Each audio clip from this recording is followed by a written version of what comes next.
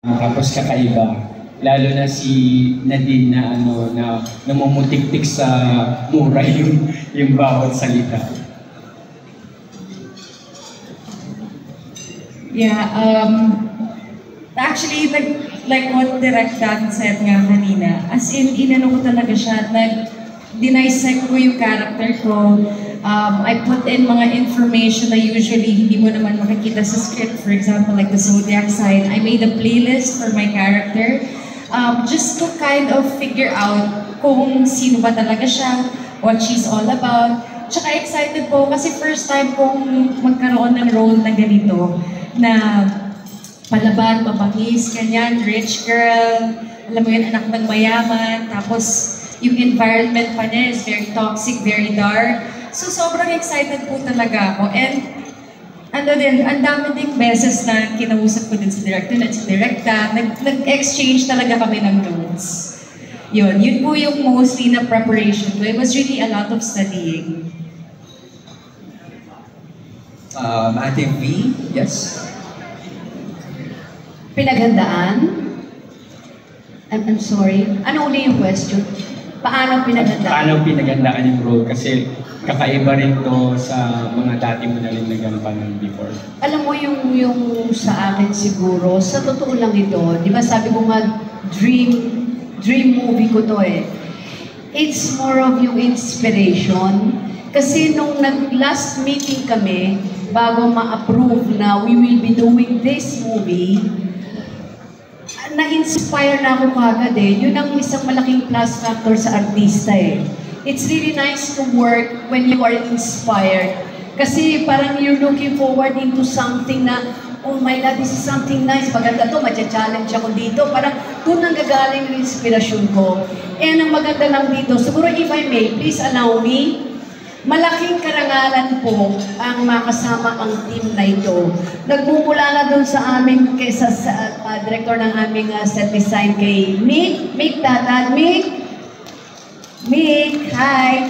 Na napakagaling po ng pagsaset up namin, lahat well-prepared, even our costumes. So, and I guess the presentation they did to me, nung nilatag po nila itong istorya dito sa akin, nung makita ko po yung photography, kay Pao, sa totoo lang yan, papalakpakan naman natin si Pao. Grabe, nang-amuse ako talaga. Yung, kukwento ko lang po sa inyo kasi, iba yung dito ang kulay, iba kulay dito. Ito na, na-impress po ako talaga. At nangyari yun. Pao, maraming salamat.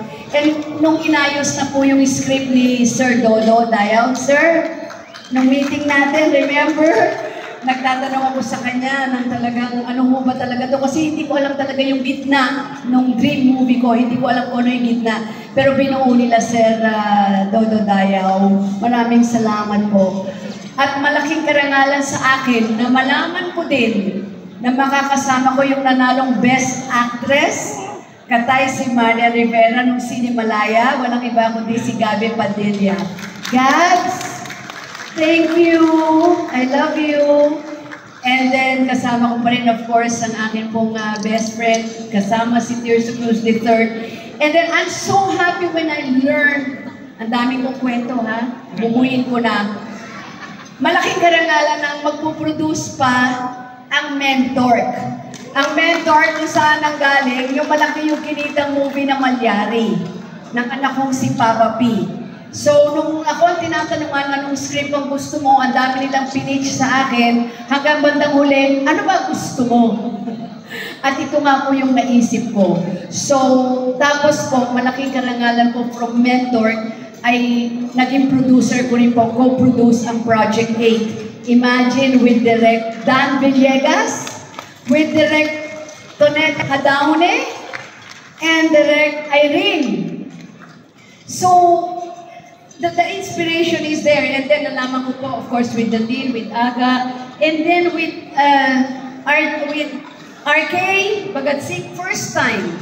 Puro first time. So, na-inspire ako to be working with New Blood. Kay RK, thank you RK. And then si Gio. Gio, bagets ka pa nun ha? Pag magkasama.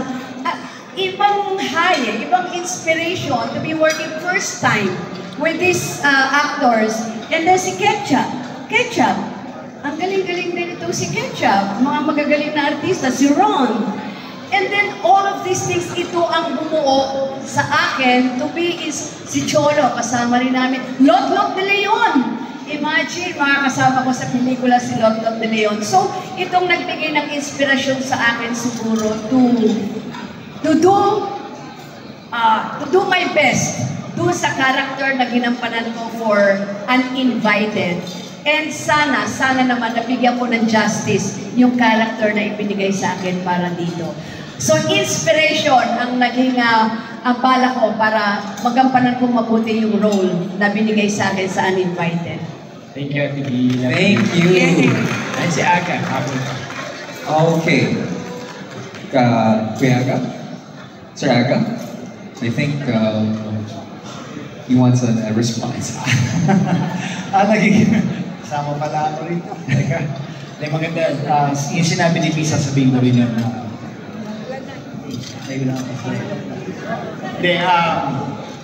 Naging napakadali ang paggawa ng pelikula. Yung kinikwento ko sa inyo kanina na madali siyang ginawa para sa akin. Unang-unang because of the cast. All these great actors, good friends of mine, everyone here. And then, nakahanda naman ako talaga. Pero kaya ako tumayo lang ngayon. Kasi gusto ko lang bigyan ng pangalan talaga. Ito mga tao. Direk Dan Villegas, Dondo our writer, Paolo, and Vic, set design. Sa tagal ko na po gumagawa ng pelikula, nung pumasok po ako sa set, first day ko, doon ko nakita talaga na nasa ibang mundo talaga ako.